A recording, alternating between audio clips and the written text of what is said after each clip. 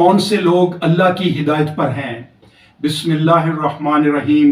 الف لام میم ذالک الکتاب لا ریب فیہ ھدی للمتقین الذین یؤمنون بالغیب ویقیمون الصلاۃ ومما رزقناہم ینفقون والذین یؤمنون بما انزل الیک وما انزل من قبلک وبالآخرۃ ھم یوقنون اولئک علی ھدی من ربہم وَأُولَئِكَ هُمُ الْمُفْلِحُونَ۔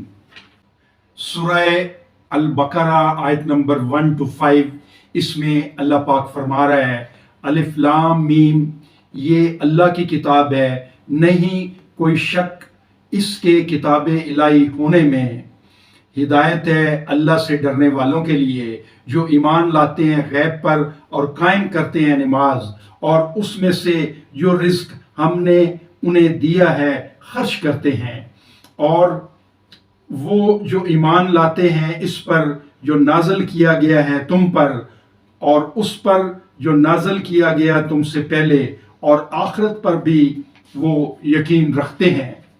یہی لوگ ہیں ہدایت پر اپنے رب کی، اور یہی ہیں فلاح پانے والے۔